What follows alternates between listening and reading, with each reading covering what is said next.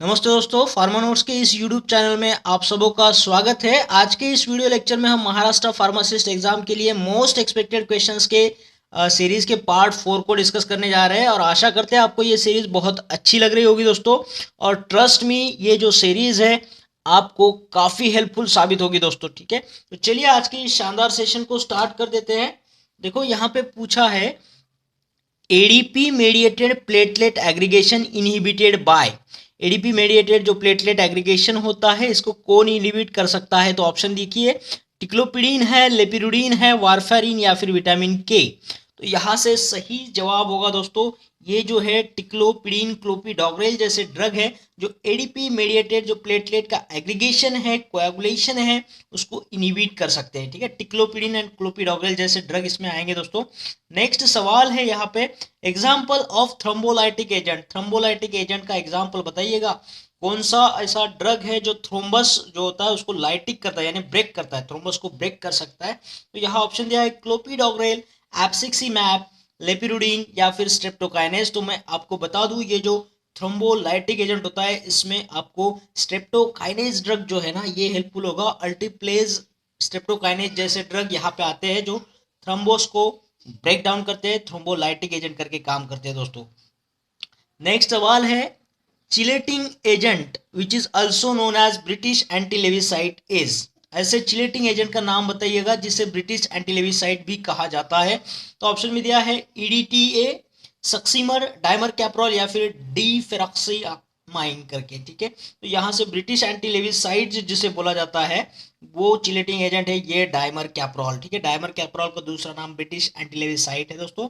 ये एक chelating agent करके काम करते हैं। ठीक है, नेक्स्ट है यहाँ पे question, metal used in the treatment of rheumatoid arthritis. Rheumatoid arthritis के ट्रीटमेंट में कौन सा मेटल बहुत यूजफुल है वो बताइएगा। ऑप्शन में देखो, एल्यूमिनियम दिया है, मैग्नीशियम है, सिल्वर है एंड गोल्ड है। तो इसमें सही जवाब होगा दोस्तों, ये सवाल पूछा जाता है, ये ऑप्शन डी गोल्ड। गोल्ड के साल्ट जो होते हैं ना तो ये रूमेटॉइड आर्थराइटिस के लिए यूज किया जाता है। ठीक है, गोल्ड को ऑरो भी बोलते हैं। तो ऑरो से अगर कोई साल्ट दिया होगा तो आपने उसको टिक करना है, ऑरो AUR करके जो होगा ना तो वो ऑरो होगा। तो AU इसको लिखा भी जाता है ऐसे AU करके। ठीक है, तो इसीलिए इसको गोल्ड को याद रखिएगा AU से। नेक्स्ट है यहाँ पे question, identify anti gout drug with uricosuric action. Uricosuric का एक्शन के साथ में कौन सा ड्रग है जो एंटी गाउट इफेक्ट हमें देगा? गाउट में इस्तेमाल किया जाता है, गाउट के ट्रीटमेंट के लिए इस्तेमाल किया जाता है जो यूरिकोसुरिक क्लास में आएगा। तो ऑप्शन में देखो, कॉल्चिसिन दिया है, एलोपुरिनाल, प्रोबेनिसिड या फिर ऑल ऑफ द अबो। तो जो यूरिकोसुरिक एक्शन रखने वाला एंटी गाउट ड्रग है वो है दोस्तों ये प्रोबेनिसिड करके, और सल्फिन पैराजोन भी इसमें आता है। सल्फिन पैराजोन प्रोबेनिसिड जैसे ड्रग है जो यूरिकोसुरिक एक्शन रखते हैं, एंटी गाउट करके इस्तेमाल होते हैं दोस्तों। ठीक है, चलिए नेक्स्ट क्वेश्चन की तरफ बढ़ेंगे। नेक्स्ट दिया है यहाँ पे सवाल है, एग्जाम्पल ऑफ ऑस्मोटिक डायरेटिक बताना है। ऑस्मोटिक डायरेटिक कौन सा होगा? तो यहाँ पे देखो ऑप्शन में दिया है स्पाइरोनोलैक्टोन, असीटाजोलामाइड, मैनिटॉल या फिर फुरोसेमाइड। तो यहाँ से सही जवाब है दोस्तों ये मैनिटॉल जो है ये ऑस्मोटिक डायरेटिक का एग्जाम्पल है। नेक्स्ट सवाल है, macrolide class antibiotics. Macrolide class में आने वाला एंटीबायोटिक ड्रग कौन सा होगा? ऑप्शन देखिए, इरिथ्रोमाइसिन है, ओफ्लॉक्सासिन है, पेनिसिलिन या फिर अमिकैसिन। तो यहाँ से सही जवाब होगा दोस्तों इरिथ्रोमाइसिन, अजिथ्रोमाइसिन ड्रग जो है ये मैक्रोलाइड क्लास में आते हैं। ठीक है, तो ये इंपॉर्टेंट क्वेश्चन है, याद रखना इसे। चलिए नेक्स्ट क्वेश्चन की तरफ बढ़ेंगे। The prokinetic drugs which promote. Prokinetic drugs कौन सी कैटेगरी वाले ड्रग को बोले जाएंगे? ये क्या प्रोमोट करते हैं ये प्रोकाइनेटिक ड्रग? ऑप्शन में देखो, it will promote the mood, gastric emptying, respiration या फिर यूरिनेशन। प्रोकाइनेटिक ड्रग किसे बोलेंगे? तो ये गैस्ट्रोइंटेस्टाइनल ट्रैक्ट में काम आते हैं दोस्तों, ये गैस्ट्रिक एम्पटिंग में काम आते हैं, इसको स्पीड देते हैं, ये गैस्ट्रिक एम्पटिंग को काफी स्पीडफुल बनाते हैं, ये प्रमोट करते हैं गैस्ट्रिक एम्पटिंग को। तो प्रोकाइनेटिक ड्रग को याद रखिएगा। नेक्स्ट सवाल है, drug used to treat the both tuberculosis and leprosy. TB और लेप्रोसी को ट्रीट करने वाला ड्रग बताइएगा जो दोनों को ट्रीट करे। ऑप्शन में देखो दिया है आइसोनियाजिड, पायराजिनामाइड, इथाम्ब्यूटॉल या फिर रिफाम्पिन। तो ये जो रिफाम्पिन है ना दोस्तों ये टीबी और लेप्रोसी दोनों को भी ट्रीट कर सकता है। ठीक है, दोनों में ये एज अ ट्रीटमेंट के तौर पर यूटिलाइज होता है। खास करके डैप्सोन जो है ना, डैप्सोन वो लेप्रोसी में यूजफुल है, डैप्सोन करके ड्रग होता है। चलिए नेक्स्ट है question, sulphone syndrome. Sulphone syndrome is the reaction which develops 4 to 6 weeks after the treatment of. आप कौन से ड्रग की ट्रीटमेंट स्टार्ट करोगे 4 से 6 वीक्स होने के बाद में सल्फोन सिंड्रोम आ सकता है, ऐसा ड्रग बताइएगा। कौन सा ड्रग का ट्रीटमेंट लिया होगा जिससे सल्फोन सिंड्रोम दिख रहा है? तो ऑप्शन में देखो, फ्लुकोनाजोल दिया है, अम्लोडिपिन, स्ट्रेप्टोमाइसिन या फिर डैप्सोन। तो यहाँ से सही जवाब होगा दोस्तों ये एंटीलेप्रेटिक ड्रग जो है डैप्सोन, इसका जब ट्रीटमेंट लेते हैं हम 4 to 6 वीक्स तक तो सल्फोन सिंड्रोम आ सकता है। तो इस सल्फोन सिंड्रोम में देखिए कौन कौन से सिम्टम आते हैं, उसको एक बार पढ़ लेना है आपने, सल्फोन सिंड्रोम करके, ठीक है। नेक्स्ट सवाल है, anti malarial drug with 4 amino quinoline structure is. 4 amino quinoline class में आने वाला एंटी मलेरियल ड्रग बताना है आपको। तो यहाँ पे ऑप्शन देखो, प्रोगोनिल है, प्रिमाक्विन, अमोडियाक्विन या फिर बुलाक्विन। तो 4 अमाइनो क्विनोलिन क्लास में आने वाला एंटी मलेरियल ड्रग होगा ये अमोडियाक्विन होता है, ठीक है। या क्लोरोक्विन, सभी को पता है क्लोरोक्विन जो है 4 अमाइनो क्विनोलिन का एग्जांपल है, साथ में अमोडियाक्विन को भी याद रखिएगा, ये भी इसी क्लास में आता है। क्लोरोक्विन, अमोडियाक्विन ये 4 अमाइनो क्विनोलिन के एग्जांपल है। और 8 अमाइनो क्विनोलिन जो है, 8 अमाइनो क्विनोलिन के एग्जांपल ये प्रिमाक्विन और बुलाक्विन आएंगे दोस्तों, ठीक है। नेक्स्ट सवाल है यहाँ पे, drug belongs to biguanide classes. Biguanide class में आने वाले ड्रग बताइएगा। यहाँ पे ऑप्शन देखो, मेटफॉर्मिन दिया है, प्रोगोनिल है, क्लोरहेक्सिडिन या फिर ऑल ऑफ दिस। तो मैं आपको बता दूं ये यहाँ पे दिए हुए सारे ऑप्शन जो है बाइग्यूनाइड क्लास में आते हैं, तो ऑल ऑफ दिस को सही करना है। मेटफॉर्मिन, फेनफॉर्मिन जैसे ड्रग जो है एंटी डायबिटिक है, शुगर को कंट्रोल करने के लिए इस्तेमाल होते हैं ये। प्रोगोनिल जो है अभी डिस्कस किया था, ये एंटी मलेरियल ड्रग है, ये भी बाइग्यूनाइड कैटेगरी में आएगा।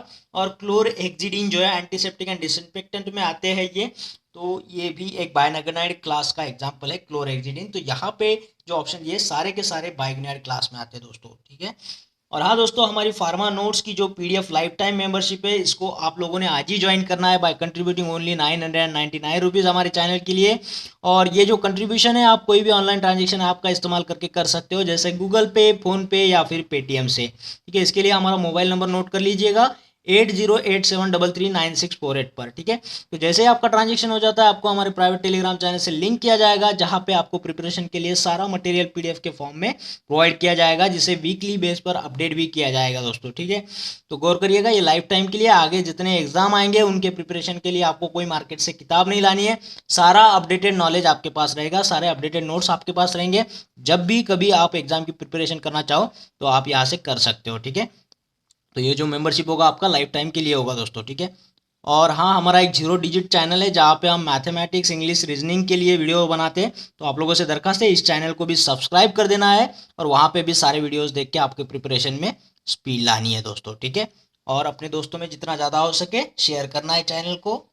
चलिए नेक्स्ट क्वेश्चन की तरफ बढ़ेंगे। फार्मास्यूटिकल जूरिस्प्रूडेंस से कुछ क्वेश्चंस हमने बनाए हैं, उसको यहाँ पे डिस्कस कर देते हैं। ये भी इंपॉर्टेंट सवाल है दोस्तों, और इसी डायरेक्शन में आपने भी इसको प्रिपेयर करना है।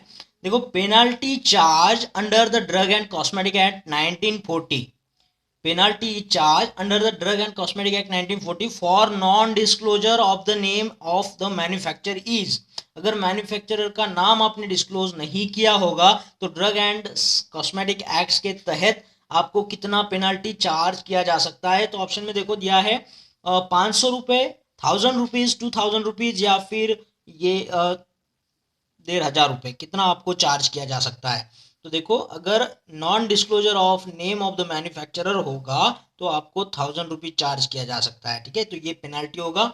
तो सारे पेनाल्टी इम्प्रिजनमेंट जो है आपने एक बार देख लेना है, जो under drug and cosmetic act के आते हैं, ठीक है। नेक्स्ट सवाल है यहाँ पे शेड्यूल पे, schedule which contains fees for test or analysis by the central drug regulatory और गवर्नमेंट एनालिस्ट इज। देखो यहाँ पे फीस की बारे में बात करें तो फीस जो है कौन से शेड्यूल में आएगा? तो ऑप्शन में दिया है schedule A, schedule W, schedule you या फिर शेड्यूल बी। तो फीस के बारे में जब भी बात होगी ना तो आपने शेड्यूल बी बोल देना है, ठीक है। बिटकॉइन आपको पता है, बिटकॉइन जो होता है ना, बिटकॉइन एक मनी का प्रकार है, तो आपने बिटकॉइन से याद रखना है फीस को। सारे शेड्यूल देख लेना, एक शेड्यूल तो पक्का आएगा, है ना। हमारा वीडियो भी देख लेना है आपने, जूरिस्प्रूडेंस के वीडियो से सारा जूरिस्प्रूडेंस कवर हो जाएगा आपका। नेक्स्ट है यहाँ पे सवाल, as per the drug and cosmetic act 1940 import of drugs and cosmetic is related with. देखो ये ड्रग एंड कॉस्मेटिक एक्ट 1940 के अलग अलग चैप्टर्स है, तो उन चैप्टर्स जो है वो अलग अलग पर्टिकुलर सब्जेक्ट्स के रिलेटेड है। तो यहाँ पे एक सब्जेक्ट दिया है हमें import of drug and cosmetic, तो ये कौन से चैप्टर में आएगा वो आपको बताना है। तो ऑप्शन में देखो चैप्टर 1, चैप्टर 2, चैप्टर 3 या फिर चैप्टर 4A। तो import of drugs and cosmetic जो आता है ना दोस्तों, ये चैप्टर नंबर 3 में आएगा। ठीक है, बाकी चैप्टर को भी देख लीजिएगा। नेक्स्ट है, यहाँ पे पूछा है acid found in the vinegar, vinegar में कौन सा एसिड मिलता है। ये बेसिक केमिस्ट्री से कुछ सवाल है। तो देखो यहाँ पे ऑप्शन दिया है विनेगार के लिए hydrochloric acid, citric acid, oxalic acid या फिर एसिटिक एसिड। तो विनेगार तो सभी को पता है, तो ये जो होता है ना ये एसिडिक एसिड में होगा। ठीक है, एसिटिक एसिड इसका सही जवाब है। नेक्स्ट पूछा है would spirit is, would spirit क्या होगा। ऑप्शन में देखो मिथेनॉल है, इथेनॉल है, इथिलीन ग्लाइकॉल है या फिर ग्लिसरॉल है। तो वुड स्पिरिट जो बोला जाता है ना, मिथिल अल्कोहल को बोला जाता है, मिथिल अल्कोहल को उसका जो आईयूपैक नेम है मिथेनॉल हो जाएगा। नेक्स्ट पूछा है यहाँ पे carbolic acid is also known as, देखो ये बहुत इंपॉर्टेंट सवाल है, carbolic acid is also known as, इसको क्या बोला जाएगा। यहाँ पे ऑप्शन देखो फॉर्मिक एसिड है, प्रोपेनोइक एसिड है, फिनॉल है या फिर क्रिसॉल है।